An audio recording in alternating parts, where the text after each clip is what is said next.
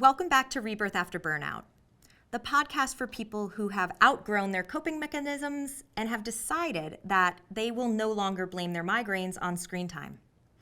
I'm Cristin, and today we dive into something that nobody wants to talk about during burnout: the body. Yeah, that body, the one that you've ignored, the one that you've numbed, the one that you put through hell, the one that you criticized, the one that you starved, the one that you tried to shut up every time it told you that it didn't want any more cold brew and couldn't take another spin class. That body. So get in. We're going there. It's been a long time and I miss this feeling. It feels like freedom. It feels like healing. And if you're going through it, this too shall pass. For years, I just thought burnout was a time management problem. Like if I could just find the right app, or I could just have that many calendar invites on my calendar, everything would be fine. I would be able to manage it all, juggle it all, and be happy and pretty and skinny, and everything would be great, right? I was tired. That was it. That was it. I was just tired, right? Right?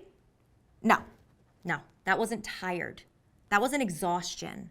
That was me disassociating my way through life. My nervous system had completely checked out at that point.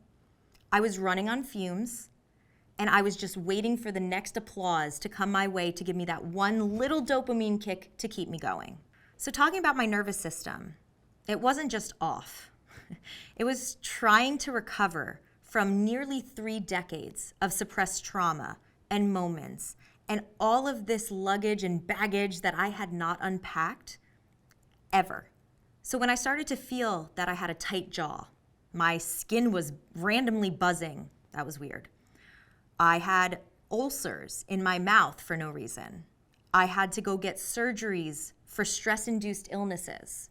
That's when I started to really take a step back and try to figure out why this was happening to me. This is not an everyone thing. Not everyone has fissures and ulcers and hemorrhoids all at the same time with migraines and insomnia, but I thought everyone did because that's what I thought success was. And who am I to be the only one that complains with a migraine? Who am I to go to a hospital and get a surgery and not come back to work the next day? So I just kept pushing, always performing, until my body literally stopped me. For so long, I kind of knew what was going on, but I just didn't want to ask the questions. I honestly did not want to know the answers, because the answers were going to be, Cristin, you have to slow down. Hey, Cristin, take a vacation. Hey, stop, don't go to that meeting. Don't talk to those people anymore. Those were the answers, and I could not accept those answers at that time. Those answers meant no more paychecks, and no more paychecks meant no more purpose on this planet. I always treated my body like a prop. I used it to perform, to produce, to do anything above and beyond what it was actually meant to do, which was to take care of my soul, to be a house for my soul. I put my body through the ringer. The amount of booze and food and everything that needed to go in my body to make me feel like I was a part of the groups I was trying to be a part of, that was just the beginning. Then came the no sleep. Then came the no eating. Then came all of the breakdowns, broken bones, stomach ulcers. It started to crumble immediately. And the problem was I never actually really liked my body. I was the output of nearly 30 years of bullying, extreme bullying. So my body was always something that I had to make jokes about at my own expense. Self-depreciate, call myself fat, before anybody else could, right? That's the outcome of bullying. But when you take that bullying and you put it into an overachieving corporate person, that becomes a nightmare. I was always skipping meals. I was always at the gym. I was always showing off my plastic surgery that I did not need to get. I was becoming a bleach blonde Barbie in Los Angeles.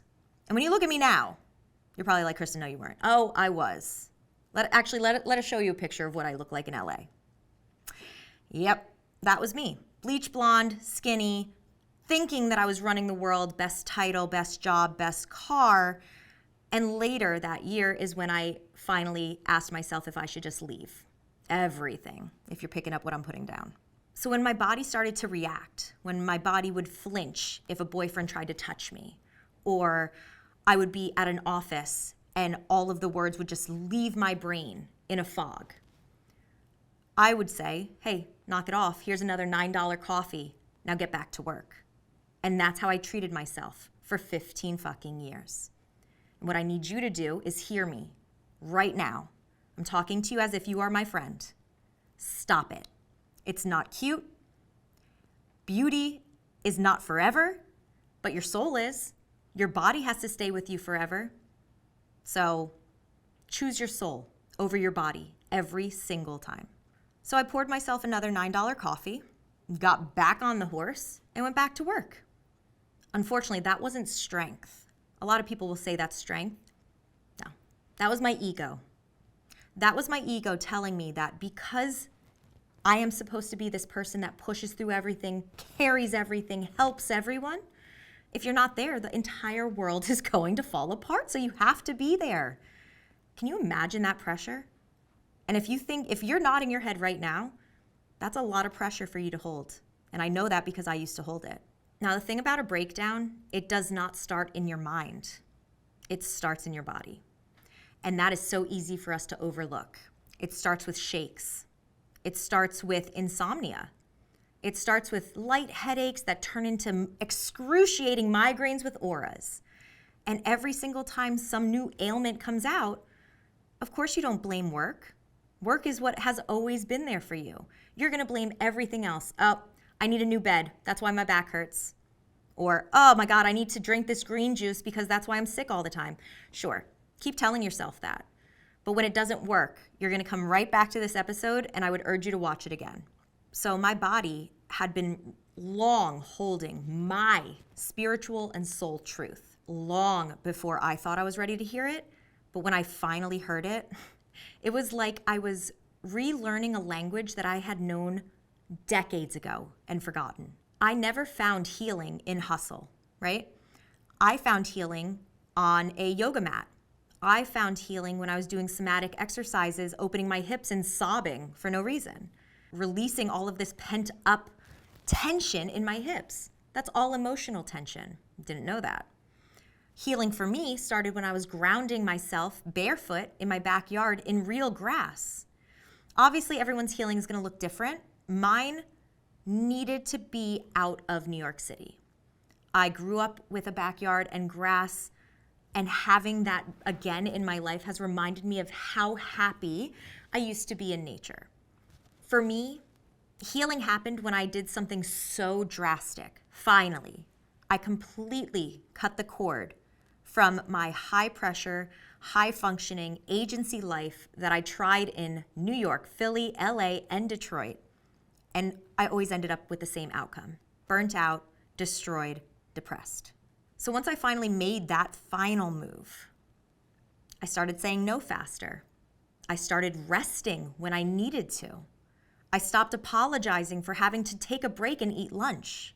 Now, when my jaw clenches, I pause. There's a reason why it's happening.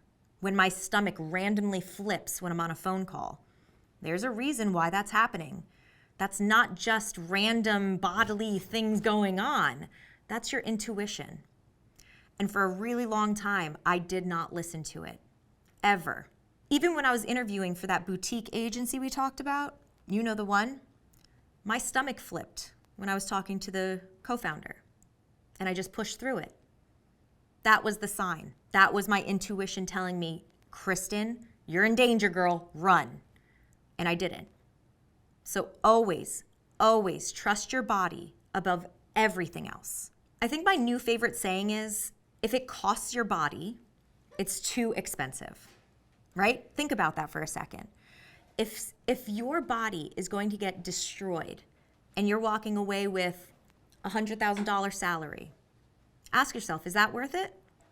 That $100,000 paycheck, is that worth your stomach having ulcers? Is that worth your back being in constant chronic pain? Is that worth doctors thinking you might have a tumor in your head because of your migraines? If you're answering, yeah, that $100,000, that's good enough for me, okay, that's fine. Then turn off this episode because this is not for you. You're not ready yet. But if you're thinking, yeah, my body is hurting right now and I'm paycheck to paycheck, start listening. Your body is not a liability. It's your oracle. It tells you what's about to happen before anything does. It knows when you're about to burn out before you do. You have to start listening to it, and it is one of your most sacred vessels. And I'm saying it so passionately because I'm saying it to myself too. I treated my body like a dumping ground for years until it finally caught up with me. And now I have so much damage done that it's really hard to backtrack. I have doctors trying to figure out how to even get my spine to look normal, right? So I'm saying right now, if you're able to catch this early enough, stop, pause, reflect, journal, do anything that gets you out of your Google Outlook life ecosystem and get back to you. Specifically, if you're living alone. I lived alone. It was very easy for me to just work all the time, be very sick, and nobody knew. So if you're living alone, you're listening to this now, you feel like you're real close to that edge, stop, journal, and reflect. Listen to your body. Burnout didn't just mess with my schedule, right? As prioritized as my schedule is, it didn't just mess with my schedule. It messes with your immune system. It messes with your neurology. It messes with your digestion. It messes with your hair. It messes with your relationships. It fucks up your world. You need to hear me. Burnout messes you up. How you recover after that burnout, how you make sure that you're prepping your body to come back stronger post-burnout for your rebirth, that's what we want to make sure you are on the right track with, right? So now I protect my body. If I feel something awful happening, gone, you're out of my life. You're a person that's taking away from my energy, okay, on your way, it's been real. No more performing. No more people pleasing, no more saying yes just to say yes. I am no longer outsourcing my own worth based on how my body looks. It is far time for all of us, men and women, to recognize that bodies are just a vessel.